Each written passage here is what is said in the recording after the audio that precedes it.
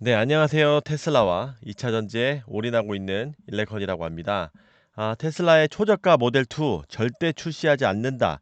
이런 것들을 오랜 투자자로서 보면 다 알 수 있는 그런 이 시나리오 부분들이 있었고, 거기에다가 일론 머스크가 이야기한 그런 부분들을 종합해서 절대 출시하지 않는 이유와 테슬라의 미래에 대해서 좀 말씀을 드려보도록 하겠습니다. 저 같은 경우는 배터리 전문가라고 자칭하고 있고 1억에서 20억까지 좀 많은 투자로 좀 수익을 거두고 있는 사람으로 생각해 주시면 될 것 같고요.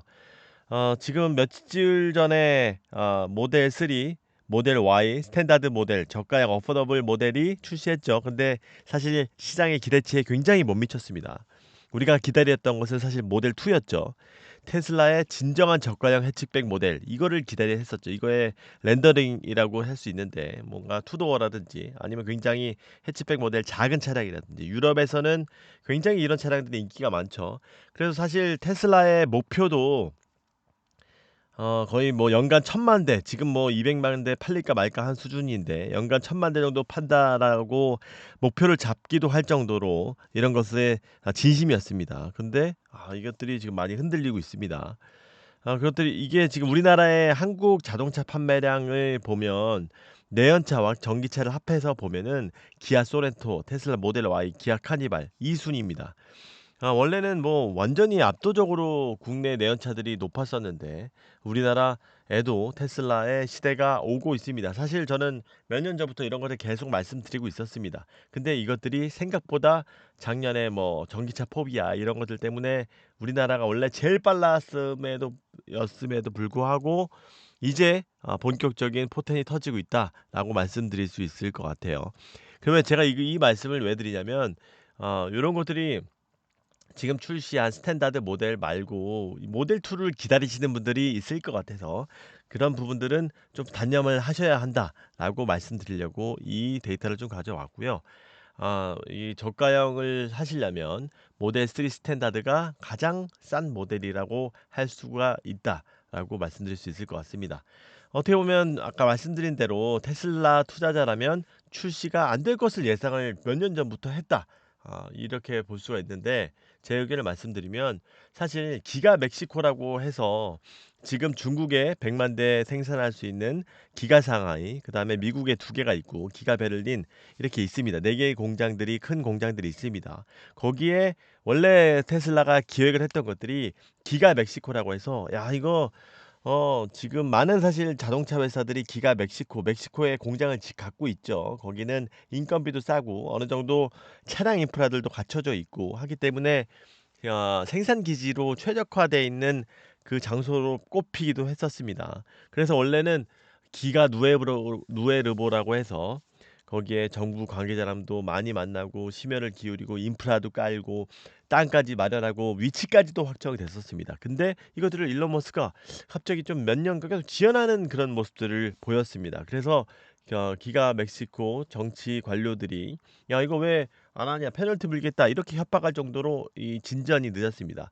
이게 멕시코에서 지원 안 해준 게 아니라 일론 머스크가 의도적으로 지연을 했다라고 하는 정황들이 많이 보였었습니다. 이때 어떻게 보면 저가형 해치백 모델이 지연이 예견되었던 일이라고 할 수가 있습니다. 왜냐면 기가 상하이 아니면 만들 수가 없습니다. 갑자기 이렇게 뭐 기가 인디아에 이렇게 만들어 뚝 해서 만들어 놓고 아무런 인프라 없는데 주변 인프라 없는데 만들 수 있는 그런 장소가 아니란 말이에요. 그래서 미국에서 생산해서는 초저가 차량을 인건비 때문에 절대 만들 수가 없는 구조라고 말씀드릴 수 있을 것 같아요. 그래서 어느 정도 예견이 되었다. 기가 멕시코가 지연이 되면서 사실 머스크는 아까 말씀드린 대로 투자의 축을 자동차에 대한 투자에서 1,000만 대를 만들려는 그런 목표에서 자율주행으로 급 전환해서 여기에 올인을 한 상태랍니다. 할 거랍니다. 중국이 왜 갑자기 그랬냐 하면 야 이거 보니까 중국 애들의 그 자율주행 기술 진보 속도가 내가 원래 FSD의 원조였는데 이게 원래 이 차량 100만 대, 500만 대 더 팔아서 뭐 합니까? 예? 도요타 1,000만 대씩 이미 팔고 있는데 내가 바라고 있는 그 세상을 바꾸는 그런 목표는 자율주행이 완성을 해야지 내가 얻을 수 있는 건데 그것들 중국이 할 것 같다라는 거래요. 그래서 중국의 빠른 기술 진보 영향으로 야 이거 안 되겠어. 내가 여기에 지금 다른데 차량 뭐 이 대수 라인업 늘리는데 집중할 게 아니야. 그래서 여기에 올인을 했다는 겁니다. 그래서 멕시코는 당연히 지원을 한 것이라는 거죠. 여기 보면 테슬라가 엔비디아 칩 구매에 수십 조를 썼습니다. 다른 회사들은 여기에 투자 다 못했어요. 현기차도 더 투자 안 했고 여기에 지금 기가 멕시코를 지을 수십 조의 그 인프라 공장 얼마나 돈이 많이 들겠습니까? 그것들을 다 여기로 이 투자를 전환을 한 겁니다. 여기에 사람들은 야, 왜 이렇게 공장이 없지? 그 뭐 자율주행 공짜인가? 이게 아니고 투자에 몇 조가 아니라 엔비디아 칩 구매 수십 조에 이미 올인을 하는 겁니다. 여기에 그 많은 이런 탄소 배출권 크레딧이라든가 그 많은 수익이라든가 여태까지 이런 것들을 전부 다 여기에 올인한 것을 잊으면 안 됩니다. 굉장한 리스크를 여기에다가 짊어지고 투자를 한 겁니다. 하지만 말씀드린 것처럼 이것도 아까 기가 멕시코를 안 짓고 여기에 투자한 엄청난 기회비용 투자라는 것을 여러분들은 좀 인지를 하셔야 합니다. 이게 갑자기 뚝딱 나온 게 아닙니다. 그래서 많은 원래 뭐 200만 대 가까이 더 늘릴 수 있는 공장을 안 짓고 100만 대, 200만 대 장기적으로는 그 공장을 안 짓고 여기에 올인한 것이다. 그래서 저가형 기존 자동차 라인업에 대한 확대를 당연히 야, 왜 이거 지금 빨리빨리 더 많이 못 만들어. 다른 데들은 막 지금 벤츠 3, 40가지씩 만드는데 너는 아직 뭐 해봤자 5, 6가지 정도 수준이잖아. 4, 5가지밖에 안 되잖아. 테슬라 로드스터 이거 언제 나와? 모델 3, 모델 2 언제 나와? 사이버 트럭 망한 것 같은데 사이버 트럭 좀 작게 해가지고 언제 나와? 이렇게 하고 있는데 이것이 지금 중심이 아니라는 것입니다. 그래서 반대로 테슬라는 꼭 완벽한 자율주행을 이뤄놔야 한다는 절실함이 있다는 겁니다. 여기에 투자를 해서 아직 수익을 본격적으로 못 뽑았잖아요. FSD 아직 그 채택률 10%밖에 안 되고 아직 로보택시 이제 시작을 하잖아요. 이제 여태까지 최근 2, 3년간 수십조 투자를 여기에 자율주행에 올인을 했던 것이 이제는 수익으로 눈앞에 보여야 하는 이런 절실함이 있는 상황이라는 겁니다. 그래서 테슬라 차님이 이거 이런 의견에 대해서 앞에서는 제가 가정을 했던 그런 부분인데 어저께 좀 말씀을 해 주셨죠. 여기에서 새로운 차량 저가 차량을 만드는 것보다 지금 완전히 AI에 올인한 것이 더 맞는 것 같다. 제 자기 생각에는. 그랬더니 일론 머스크가 예스라고 해줬어요. 지금 새로운 모델을 아무리 만드는 게 중요한 게 아니라 나는 지금 AI 여기에 피지컬 AI 자율주행에 이걸 성공시키는 거에 올인하는 것이 맞다라고 생각한다는 것에 예스를 눌렀습니다. 그래서 일론이 이런 것을 어떻게 보면 더 한번 컨펌 해줬다라고 정황상 이렇게 볼 수가 있을 것 같아요. 그러면 이건 뭐 스탠다드 이건 뭘까?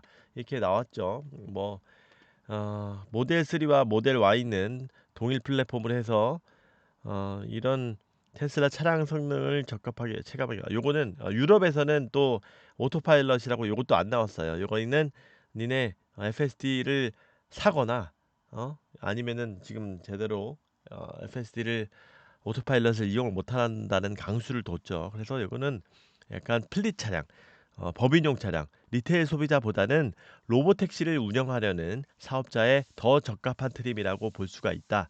그리고 지금 모델 Y가 이런 자율주행을 쓰고 있는데 이것들로 바뀔 가능성이 높죠. 이게 사이버캡이 출시되기 이전에는 아직 모델 Y로 계속 쓸 텐데 모델 Y 스탠다드 최저가 모델로 여기 뭐 법인용이나 아니면 이런 사이버캡 대용으로 쓰이는 로보택시 대용으로 쓰이는 용도로는 뭐 이게 직물로 돼 있든 가죽으로 돼 있든 이게 뭐 사이드 미러가 위에 글라스 루프가 뚫려 있든 안 뚫려 있든 이게 전자동인지 아닌지 중요한 게 아니잖아요. 그래서 임시 플린용으로 쓰인다든지 지금 독일에서도 법인 차량들이 굉장히 많이 사실 팔리고 있는데 그런 것들을 이런 걸로 대체를 한다든지 이런 쪽에 분명한 수요가 있다라고 판단을 해서 이렇게 냈다라 물론 당연히 조금 더 싸거나 하면 좋겠지만 이게 지금 최선인 것 같습니다.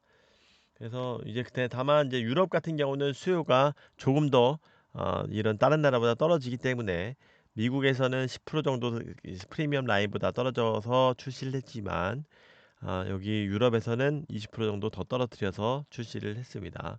그리고 뭐 모델 Y 플러스도 나오고, 그래서 어떻게 보면은 다른 OEM은 깡통부터 풀옵션까지 있잖아요. 거기서 뭐 한 1000만 원, 2000만 원 솔직히 차이 나잖아요. 여기에 뭐 글라스 루프를 넣을래, 아니면 나는 뭐 거리 늘릴래, 아니면 뭐 이게 뭐 슈퍼팩 달래, 뭐 이런 다양한 풀옵션이 있는데, 사실 기존에 테슬라가 어떻게 보면 이런 풀옵션들이 없었던 거죠. 그래서 어떻게 보면 다른 OEM처럼 이렇게 옵션을 없이 가면 이거고, 옵션을 가면 이거고, 이런 뉘앙스로 어떻게 보면 자연스럽게 전통 자동차의 판매 전략을 따라간다라고 볼 수가 있을 것 같아요.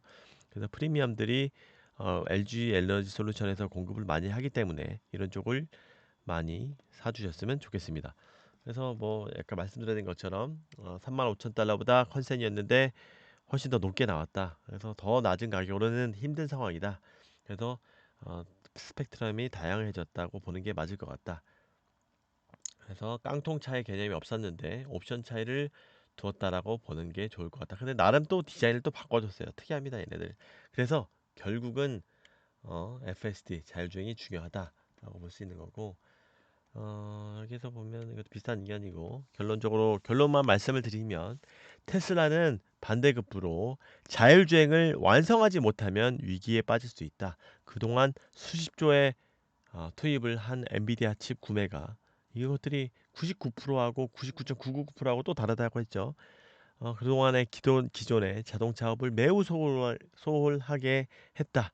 이거를 선택과 집중에 의해서 자율주행에 올인을 한 것이다. 근데 이것들을 이제는 수익화돼야 하는 시점이라고 볼 수 있을 거고, 내년에 이게 본격적으로 수익화할 것입니다. 그래서 만약에 로보택시가 직접 운행을 했을 때와 뭐 플릿 차량 업체에서 뭐 플랫폼 수수료 수취한다든지 뭐 그랬을 때 여러 가지 지금 로보택시가 마일당 가격이 훨씬 더 쌀 것으로 예상이 되고 있죠. 웨이모 대비해서 뭐 2분의 1, 3분의 1. 당연히 차량도 만들고, 당연히 라이다 다 전부 없는 상태에서 가격 경쟁력이 차이가 나겠죠. 그런 부분에 있을 때 이렇게 뭐 모델도 돌려봤을 때 순이익이 뭐 36,000달러, 뭐 100만 달러 엄청난 수익이 뒤따를 것이라고 예상이 되고 있고, 이게 1년, 2년, 최소 내년도에는 본격적으로 수익화가 될 것이기 때문에 이런 부분에 대해서 테슬라 투자자 여러분들은 집중하시면 좋을 것 같습니다. 지금 어제 마침 또 어, 무역 분쟁으로 더 좀 조정이 되고 있는데, 이런 때 조금씩 모아가면 좋지 않을까 생각을 하면서 이상 마치도록 하겠습니다. 구독, 좋아요, 알림 설정, 댓글 응원 부탁드립니다. 감사합니다. 안녕히 계세요. 뿅.